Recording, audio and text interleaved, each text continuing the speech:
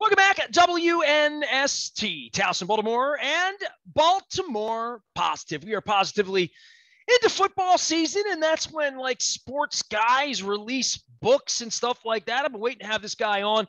He is local. He's around the corner. He is Edge of Sports. You can follow him out on Twitter and writes the deep thoughts and the dirty truths that sometimes the mainstream media misses. The book is The Kaepernick Effect. Dave Zirin, defending champion and first time on the Zoom lens. Dude, my hair has grown since the last time. How are you, brother?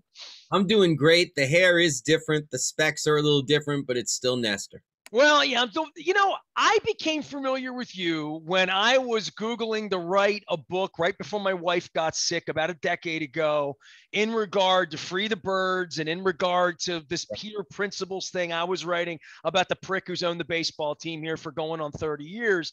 And this was a long time ago. And when I Googled it, you had written about my walkout as part of one of your books. I became familiar with your work. You call yourself Edge of Sports. I don't even know like where you came from or the whole background on your bio, but I know you take on topics of deep significance and certainly cultural significance in a way that makes you toxic for some people, but very, very enlightening for folks like me, Dave. Well, thanks, Nestor. I try not to be too toxic. Well, the truth is toxic for nobody wanted to touch this. They were all afraid of this, bro. All of them. Yeah, I mean, I've done some good media hits, but nothing on certain four-letter networks that are broadcast partners with the National Football League. Imagine that. Found that very interesting that's been like a dry well while other places have wanted to talk about this issue. Because the thing that I'm raising in this book is it's not even about Colin Kaepernick. It's about the people affected by him. It's about high school students, college students, professionals, and not only about them taking a knee during the anthem to protest racial inequity and police brutality, but also about how the fallout affected them when they did so. It was a fascinating time writing the book and talking to dozens of young athletes about their experiences. Had a dramatic effect on my life and my industry and everything that I do around this football team. I was in Wembley when the son of a bitch tweet came out from that creep that ran the country. I'm in London. I took a knee in Wembley Station. I'll pull the picture up for you on the way to the football game that day. I went down to the locker room and I talked to 9 or 10, 11. There were still some pictures as to who actually took the knee and who didn't. And I worked a lot. Flacco, talked to all of them after they got their ass kicked. I got fired by 2 clients literally before halftime who said, we can't have their kind in our place anymore. The Ravens, we're done with the Ravens. And then the industry and certainly the military side of, and I know you're a Ravens fan, that Steve Bisciotti at one point thought about signing him for a minute or two, and the club level people weren't going to have that. I know Steve has since released a video that certainly took some social issues last year in a way that a lot of NFL owners have not, still to this day. But nothing has been more toxic than this guy and this situation for the league, for money, who's on whose side, drawing up lines. And as much as I was told stick to sports, you were told a lot worse, I'm sure. Oh, sure, because there's some people who cannot do not know how to disagree without being disagreeable. And what Colin Kaepernick provokes is a very passionate response, and that's fine. Passion is good. We can agree, we can disagree, we can talk about whether or not demonstrating during the space of the anthem is something that is supported by the freedoms that this country is supposed to stand upon, or if it's something that should not happen. But what you saw was an utter distorting, a warping of what he was trying to communicate and what he was trying to stand for. I mean, he wanted to protest racial inequity and police brutality. And what came out was, oh, he's against the military. Oh, he's against the flag. Oh, he's against the country. And by doing that, and of course, we know who is the chief of doing that was Donald Trump, was what you do in that case is you immediately divide people and set up the battle lines instead of actually having the conversation that Colin Kaepernick wanted this country to have. And not just Colin Kaepernick, but the hundreds, if not thousands of young athletes throughout this country wanted this country to have, which is about how can we make policing in this country more just? Dave, the one thing I want to say is about the NFL and the NFLPA and the frauds like Jerry Jones that did these kneeling, fake knee, bringing religion and country, like all of that Yeah, got pushed, right to the center on this. But the league was so cowardly. And a year and a half, 2 years later, to see Roger Goodell drinking cocoa with his slippers on and them devoting entire broadcast of drafts to racial equity and these issues that they didn't just not want to confront it, they put an assault in on those who did. And absolutely. I've really had a struggle with this over the last couple of years in regard to the way I report it. It's changed my life. I mean, it took me out of sports, Dave. I've Mm. created Baltimore Positive because I don't feel the vibe I'm getting from sports is real when this is going on in a league that is 80% full of color, Yeah. especially on the field. Yeah, I mean, and especially on the field, indeed. I mean, you get off the field, whether you're talking about franchise owners, there are no black franchise owners in the NFL, executives, coaches, the numbers are really scant.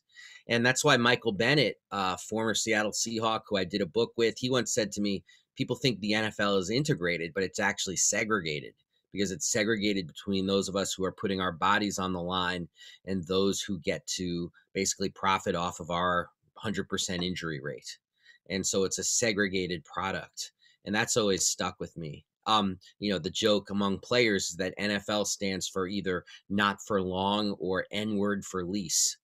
And, that's part of what I think NFL owners were scared of, that Colin Kaepernick was stirring up something that already existed in the NFL, which is a lot of dissatisfaction with the racial structuring of power in the league.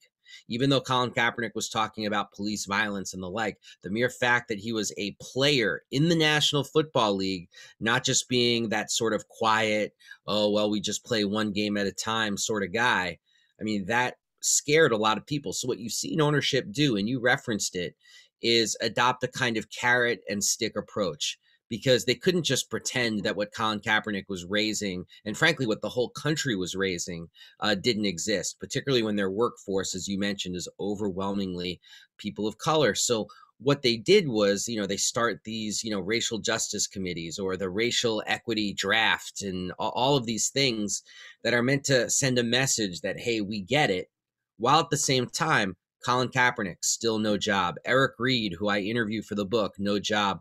Kenny Stills, who I interview for the book, no job. And they're on the outside looking in. That's the stick part. It's sending a message to this young generation of players that you better be in line. Or if you want to do something, it better be within acceptable league parameters, or you're going to find yourself out of work. Well, Dave, just in my own situation of dealing with that power and how I met you with Free the Birds, I had my press credential taken away, and it was me being hung after 23 years of having a credential in front of all the other media so that they didn't get uppity. Mm. And that, I never saw it any other way. That's exactly what it was. And no one's been uppity since.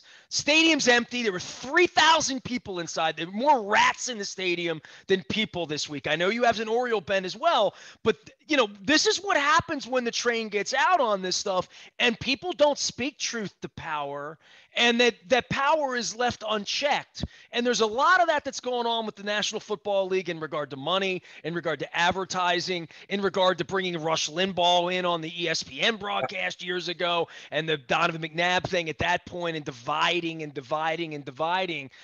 I've seen it destroy baseball, right? Like baseball has no chance with any people of color other than people that came from Venezuela, like my people did. But that's changed dramatically as well. Horse racing, there's a time and a season for everything. I've always felt like the thing that will get the NFL will be the brain trauma and will be the body trauma and will be just the fact that they're not going to want to get young people to play this game, and moms Yeah. aren't going to let their kids play it. That's always been the dirty, concussion thing that they've tried to, in many, many ways, covert and otherwise. There's been movies made about that, right? So, but this thing here was front and center, and it happened in the middle with this idiot president and it was almost a perfect storm to allow them to show this side that I still have a hard time getting over, especially when they shove it down my throat in commercials that they've changed their ways and Colin's welcome back, except he's not, and his kind are not. Right. No, that's true. And maybe in 20 years, they'll have a Colin Kaepernick Social Justice Award in the National Football League. But I would argue that this is a dark mark against the league. This is a bruise, not unlike the bruise in Major League Baseball of not having black players until 1947 or having a color line until 1947. Apologies for the siren in the background. Or even everything that happened with Kurt Flood in the aftermath, and Sure. just how acrimonious it actually really has always been in baseball, right? Yeah, and when you have black athletes trying to agitate for change, trying to use the platform that they believe they've played a very strong role in building to say something about the world, the backlash can be very intense. And in that regard, Colin Kaepernick is part of a very proud tradition in sports of black athletes, be really saying, like, just because, and I'm paraphrasing Jackie Robinson here, just because, I've become a major league player, you might think that I've had it made. Well, that isn't so. I do not have it made, because as long as my people are in a position of oppression, it doesn't really matter how I'm doing as an individual. Dave Zirin is our guest. He's Edge of Sports out on Twitter. The book is The Kaepernick Effect, Taking a Knee, Changing the World. You can check the book out. You write a lot. How many books now for you? You do a lot of books, man. Yeah, this is number 11. 11. Okay, and tackling this one as an overall message, you mention young people. Yes. And what young people are seeing old people do, and what has been made acceptable in our culture for what you call this guy, or how you treat people like this, or how you treat the people who think this wasn't such a bad thing, that it might have been a good thing. For in a lot of ways, that they're clearly two different schools right now. We all get together on Sunday and come together as Raven and Raider fans, or Raven and Chiefs fans, or whatever. But I guess the long tail is, where is the social change in all of this? It is nice that the NFL's put lip service and advertising and money behind it. But then there's the reality of what they do to black coaches every single offseason, right? Exactly. And that's why I believe this isn't really an NFL story. I mean, I talk about the NFL in the book, but to me, if we're looking for substantive social change, I think we have to look at these high schools and colleges where these young people put it all out on the line. And I interviewed dozens of young athletes for this book, and the conversations that they were able to provoke through their courage and bravery. Now, a lot of them faced threats of violence. A lot of them faced actual violence. But their bravery is something that actually makes me feel very optimistic. Like, it's easy to feel pessimistic, especially these days. But, I in writing this book, it made me optimistic because of their courage. And it made me I was so grateful to them that I'm giving proceeds of the book to an organization in DC called Serve Your City, which is a mutual aid organization, because I want to pay their courage forward, not necessarily profit from it myself, because we have to pay it forward if we're ever going to see any kind of real change. So, I mean, I left feeling very positive, precisely because these young people had the bravery to say, what was okay for my parents' generation is not okay for me. Spending time with Kaepernick, through all of this, I have never, I mean, obviously the Super Bowl, the lights went out. I wrote a book on that, Dave, but as far as ever being in a locker room or chatting with him or whatever, nothing like that. He's kind of forgotten and disappeared, even though on Twitter, I guess you can follow and find out, but where is he? What is the Kaepernick effect on Kaepernick right now? Didn't he win like a ton of money in a law? He's compensated, but on a daily basis, he's really iconic in a way that over the course of time, everyone's going to want to hear his story or read stories like you about the effect of his story, right? And his story's far from done, right? Far from done. And we're going to be hearing a lot more from Colin Kaepernick in the current year. He's doing what a lot of athletes do in this day and age, which he's trying to really grab hold of it and control his own message and his own messaging. So he's got his own company. He's going to produce a dramatization of his young life. He's putting out a children's book based on his young life. So he's trying to flush out like who exactly he is. And I think that's what we're going to see from him in the next year. To me, what I say to people is like, yeah, that stuff's great, but to me, the effect is actually more important than the individual, because there are thousands of young athletes in this country who really took the baton and ran with it when they saw what Colin Kaepernick was doing. And the effect that that's had on communities, I would argue, is an unwritten story, which is why I wanted to write it. Well, not only that, but the effect it's going to have on pro sports, how the NBA and China and whatever is going to become of baseball, and the next thing that's going to happen, whether it's lacrosse or 3-on-3 basketball, whatever's going to make money is going to have to be more inclusive in so many ways than the way the old white men that have run the NFL would look at this. And Art Modell pays a heavy price, and I know you have some Raven connection in that. And Art hiring Ozzie Newsome, Art not just moving a franchise, but situations with Jim Brown many years ago, and Mike Brown and the Brown family, through all of this. The league and the story of the league was written with people of color playing a huge role in this.